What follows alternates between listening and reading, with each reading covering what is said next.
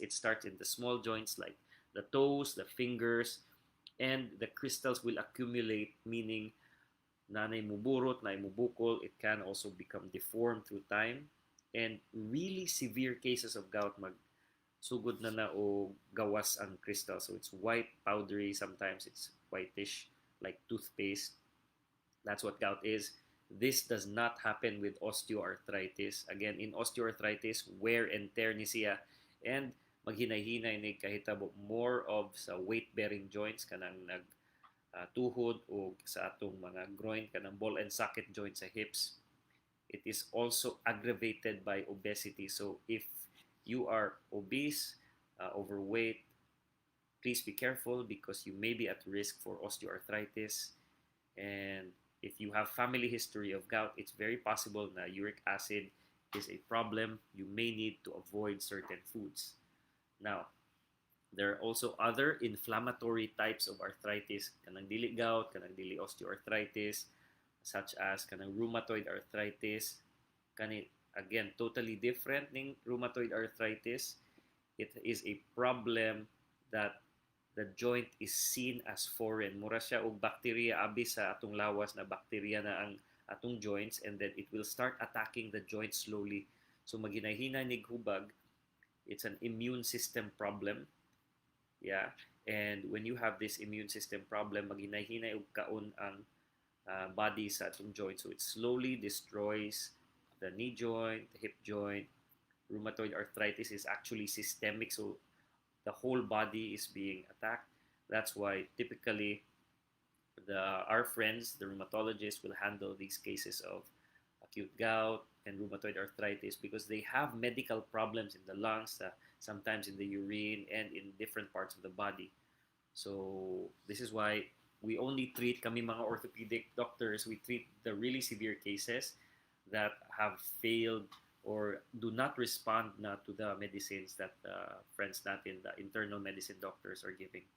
So those are the other types of arthritis. We have discussed number one, gouty arthritis na from uric acid ni siya na magpundo sa lawas because dili lagi nato ma-metabolize or digest properly ang certain foods.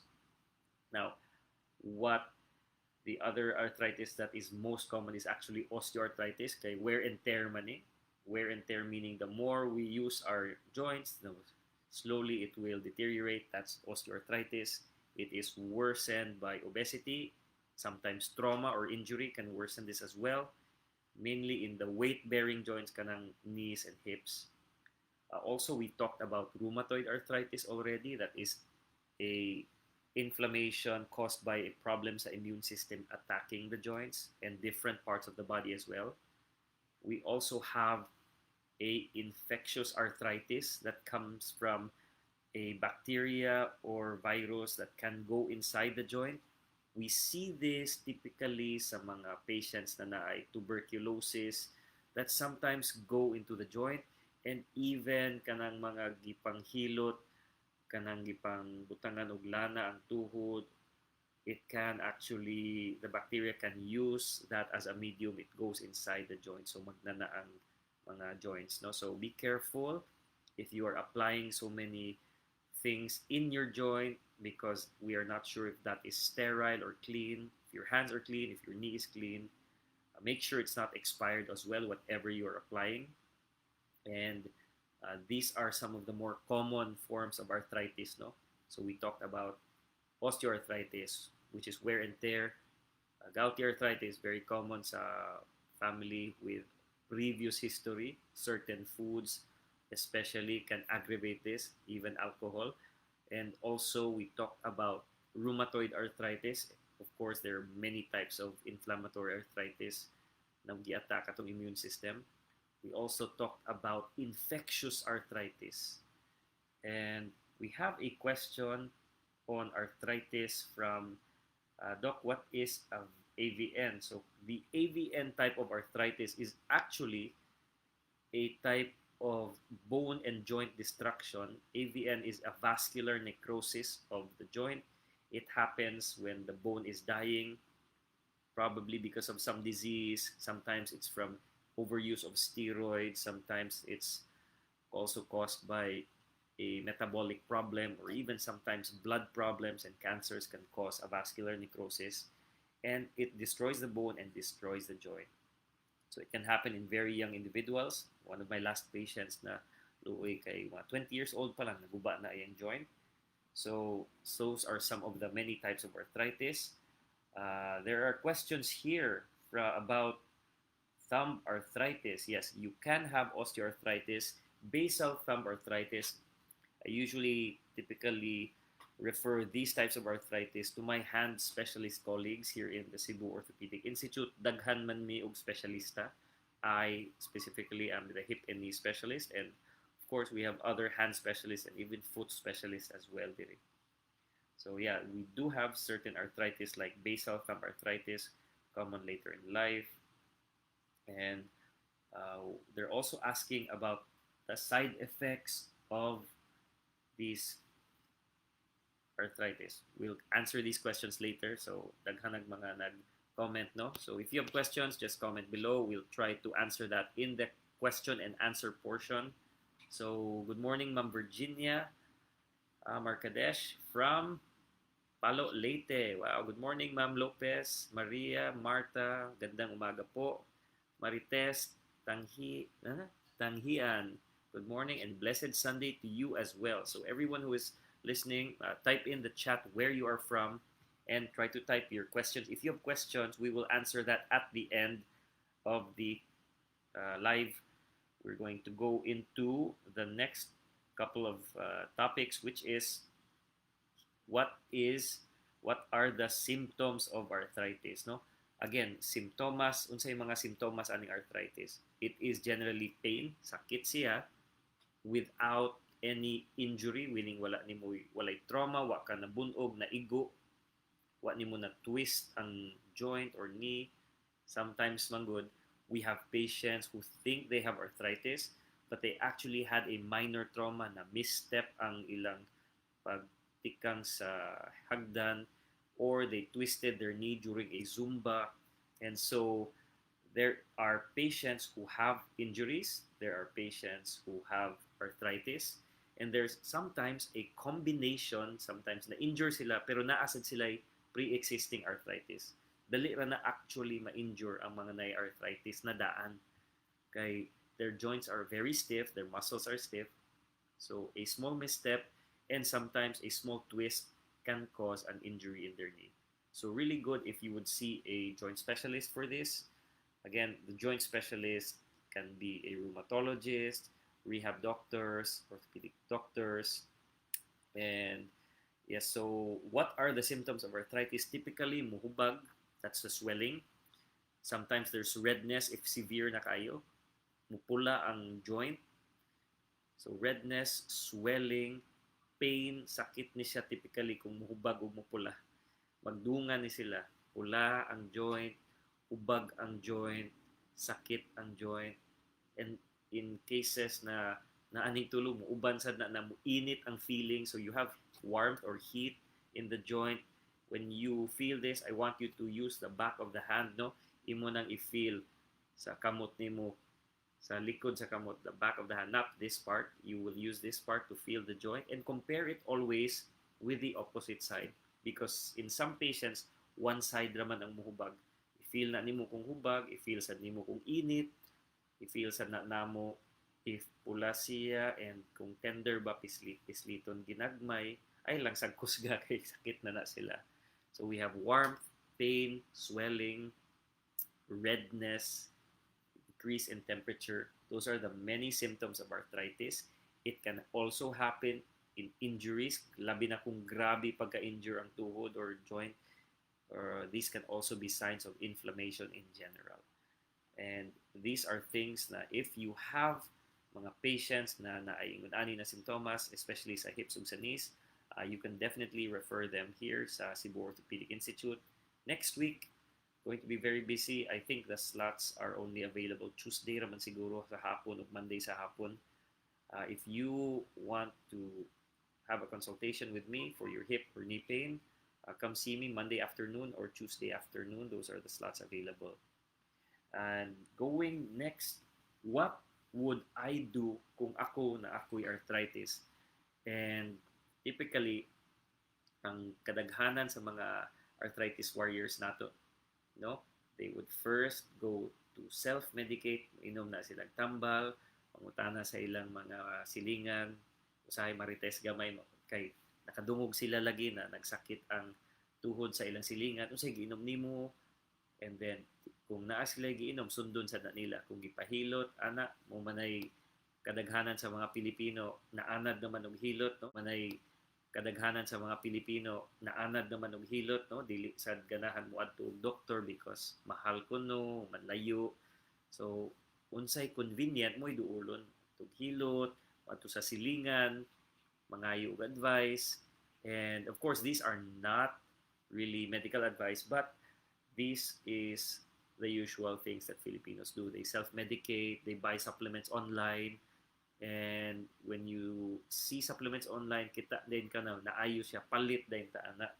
So why research? Why sure if these supplements or pain relievers actually work? If you see some testimonials online, especially if it's a very famous person, artista, maybe a picture of a certain doctor or person in authority, palit dayon. If naayo kuno ang silingan because they had the exact same pain, which is usually not the exact same pain, but mura-ura ba, it's sort of the same, so they take the same thing. The problem is that sometimes the symptoms are the same, but the gouty arthritis medications are not the same as the rheumatoid arthritis or the osteoarthritis medications.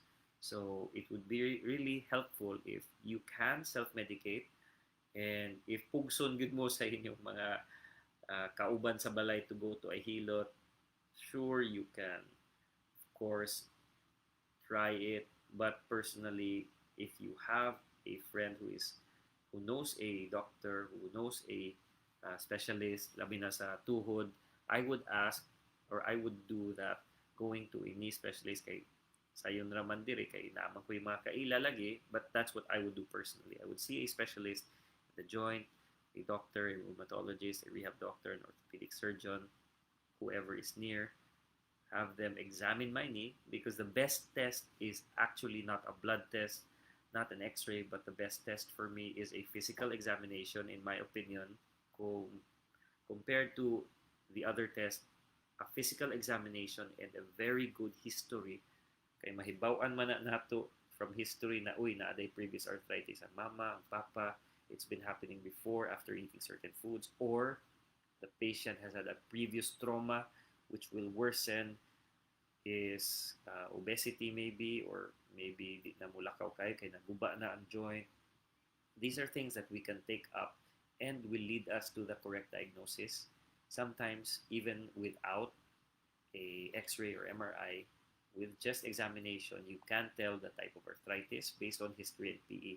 That's why some doctors delete na mo x-ray, but the next best test for me after a history and physical examination, kana examinin gid ang tuhod, hikapon gyud, pikon gud kung kaya, atong i-check ang lain-lain na parte sa tuhod, atong hikap-hikapon, and then istoryahan natong pasyente o dali-dali-dalion ba para makibaw ta what really type of arthritis. Even without x-rays, without MRIs, we can do this.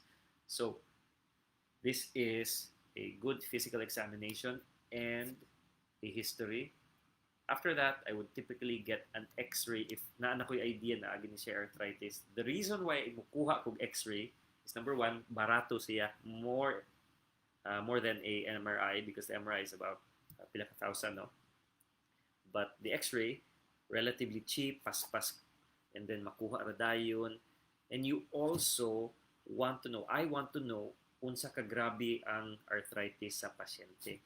So that's the reason why I get the x-ray. The MRI is good kung naay injury na dili lang sa bukog, hasta sa mga unod, hasta sa mga ugat, sa mga menisco, sa cartilage, diha na makit-an sa MRI. So the MRI is really a good test to check for the different parts of the joint. But if it's just the bone and the severity of the arthritis, so especially if it's osteoarthritis, I usually just get an x-ray of the knee, an x-ray of the hip, and then makakita na ko unsa ka grabe, how severe is the arthritis. So I hope that helps. Now, those are what I would do and the doctors I would go to kung naakoy arthritis. Go to an internist, especially rheumatologist, rehab doctors, and our friendly orthopedic surgeons out there can also help you. If you have none of those specialists, definitely you can go to your friendly family med who can refer you, GP. But self-medicating, I would not really want to self-medicate. Labi na kay daghan kay mga patients nako na mo end up with kidney failure, dialysis, and it's true na mabuslot sa dangtiyan sa mga painkillers because they're very strong. So they get endoscopies and bleeding pag yun. So luoy kayo mag-ICU na because gikan sa probinsya, self-medicating with all these painkillers. So I don't want you to do that. So what can we do at home for arthritis? If it's really acute, bag-o pa lang, cold compress can work for the first 3 days. If it's chronic na, we can do for the next 3 to 6 days.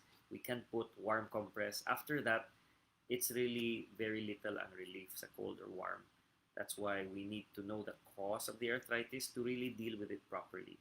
The other things you can do in your house to minimize the pain of arthritis, aside from taking supplements and pain relievers, is changing where you are walking into your room. If second floor, third floor, imong kwarto, I've had a patient na third floor ang kwarto and then sakit na kay ang tuhod. And then I advise, if you can stay in the first floor, especially if your arthritis is in flare, that would be much better. Putting ramps around the steps also helps. Kanang maglisod nagtikang, maglisod nagsakag hagdan. Putting a few ramps instead of stairs, kanang mugbo lang ba, is really something that does a lot. Next is putting railings na ay makuptan, especially if you have elderly patients na hadlok na matumba kay simba ko lang no, ma-fracture sila. We want them to hold on to something, not just putting a ramp. Putting a railing would be also helpful for these patients with arthritis. And yeah, kanang mga places around the house that are ngit-ngit should be well lit.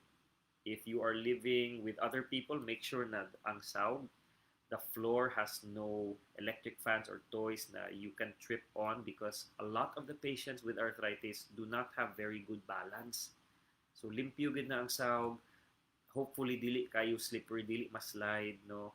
Kay kanang dangog lagi maslide, pwede lagi matumba kay poor ang balance. Putting railings, especially in the CR or in places where there are ramps, kanang makuptan good, magunitan ba. That would be really good. So going further, that's the things that we can do at home for arthritis. Unsa may mga conservative treatments for arthritis? What can we do short of any injections no, or surgeries? We can definitely self-medicate. But if you are going to self-medicate long-term, you need a doctor to make sure your medicines are not going to damage your kidney, damage your gut. So typically, the safest would be around the level of paracetamol. Plain paracetamol, the thing that we use for fever, is also good. And it's not very strong, I know, but it's one of the safest that we can give. We can apply mga haplas, ointments, liniments around the knee, but be careful that it's not expired, it is clean, your knee or your joint is clean, soap and water, your hands are clean also if you're applying it with your hands, soap and water also. You don't want to have an infection. I've had patients lagi na because of an injury, naghapla sila, human nag-infectious arthritis, kay nisud ang bacteria inside their knee, ang kagaw. You don't want that to happen to you. And also, you have special braces for arthritis. So, daghan patients na ay arthritis who benefit from certain braces. Especially the braces are helpful when you have concomitant ligament injuries. So when I examine my patient, ako nang hikap-hikapo ng tuhod, I know where the ligaments are, and when I palpate, feel na ko na sakit ang ligaments, you can check out the old video on the MCL. If the MCL ligament is injured, plus the patient has arthritis, there are knee braces or even unloader braces that can be very helpful. So, ask your doctors, ask your friendly mga joint doctors if you have a ligament injury and that these braces can help you or not. But if you don't have any doctor near you, if nakasama, you can definitely try on different braces. Sometimes the effect is minimal. Sometimes it's just placebo, meaning murarag na ayo or murag na improve pero wala. But there are a lot of patients who benefit with a hinge knee brace ka nang nai-hinge na naiputaw sa kilid. That will stabilize your knee. Hope that can help. And what are the surgical management for arthritis? Of course, there are injections, especially kung hubag kaayo. If there's a lot of fluid inside the knee, we remove the fluid. And just removing the fluid, ako na ng pain relief. We can also inject some medicine inside the knee. There are many types of injections out there. New injections like collagen and stem cell and PRP all being studied right now. So I'm not going to comment so much, but the injections that we have here are the injections that are relatively well studied na, like the steroids and the HA, hyaluronic acid. But there will be updates if we are going to use PRP, we're going to use stem cell in the future. Hopefully, maybe it's going to cure the arthritis, but right now, be careful because there are a lot of scams out there. Daghan kayo mo pretend, and the marketing is very good. So, new research on arthritis is it going into stem cell, it's going into preventing, and it's also research on the food because a lot of the arthritis can be worsened, not caused, really caused by the food, but worsened by the food that you eat. Even if you have osteo or rheumatoid, certain foods can be pro-inflammatory to the whole body, meaning it's not just the joints, but you will feel bad as well. That's why a lot of the research is going into food, it's going into prebiotics and probiotics. Unsa man na sila. Kanang mga good bacteria in our stomach can make our arthritis worse or better depending on the type of bacteria that you have, the food that you're eating, and the probiotics very very booming right now because it's helpful to know na kanang immune system nato, the system that helps us fight diseases like COVID and bacteria, 70% di ay sa atong immune system na sa atong tiyan. So they're treating the gut, they're treating arthritis with probiotics. Certain bacteria can lower inflammation in your gut, in your body, and even give you more fluid sa inyong joints. That's the research on arthritis. We're already at 26 minutes. I'm going to end soon, so I better answer mga questions. Kung namoy mga pangutana right now, please do ask the questions. Let's check out on say mga questions nato here. So, we are answering a question from, what do you call this? Adninizvul Epay has the question of, Doc, what things can we do at home for arthritis? Well, aside from what I discussed with you, pwede kita mo create of awareness, no, on that patients with arthritis, we can tell our friends, our family, and relatives that we can improve our muscle because balance is a problem. We have now, every Monday, we'll talk about movement because we want our arthritis warriors to be stronger, to be doing exercise, to be balancing better. Because a lot of my arthritis warriors I see have poor balance and they might fall, manggod. So a lot of the things that we can do at home is to prevent falls, improve their quality of life, improve or lessen their pain by ramps and instead of stairs, railings, putting well-lit areas, making sure the floor is not slippery. So I hope that answers some questions. And let's see, any other questions? Doc from Eden Balor. Hello, Doc Joff, na ako'y pangutana. Kanang normal ra ba mukuto ang lawas nato? Well, actually, that's a very good question. In a lot of cases, it is normal for our body to click, but cracking should be, or clicking should be painless. It can be caused by a muscle imbalance. So if you can balance these muscles, the clicking and cracking and the pain will be gone slowly. If you are very, very stiff or very tight, or the muscles are weak in certain areas, that can be abnormal. So there is clicking that is normal. There is also clicking that is not normal. That's caused by muscle imbalance, kulang ang muscle or weak ang muscle or very tight, dili luag ba. So kung batanon pa ta or young pa ta, we don't hear these things because patients who are very young usually have flexible muscles or pliable ang tawag nila. Kanang luag ang lawas kay iba. Pero with age comes stiffness because we don't exercise and we lose flexibility, wala na stretching and pliability. So thanks for that question. And then, Doc, this is from Ajish BD. Doc Joff, good day sa inyo. Kung na-dislocate ang akong bukog sa hip, mo opera ba mo, Doc? So the answer is yes. Hip dislocations, we do procedures for this, especially if it's a chronic dislocation, kanang pagkabata pa, manidako na ka with a dislocated hip. This is called dysplasia, kanang ang hip. Di gyud siya swak sa joint, and it causes arthritis because the ball and the socket joint are not congruent as gawas gamay. That type of arthritis is secondary to dysplasia, so we do surgeries for that. Interestingly, kanang mga surgery sa hip, we now do a minimally invasive hip replacement. It's called direct anterior approach. It means na no muscles are cut. Muna, daghan pasyente na makalakaw dayon after hip surgery, uli dayon as early as day 1. And in certain countries around the world, they're doing these hip cases as outpatient now, which is amazing. So thanks for that question on hip dislocation. This is another question from Ma'am Lynn Kalan. Dok, pwede mangutana, gahubag akong tiil, babaw sa lapalapa. Kunya banhud.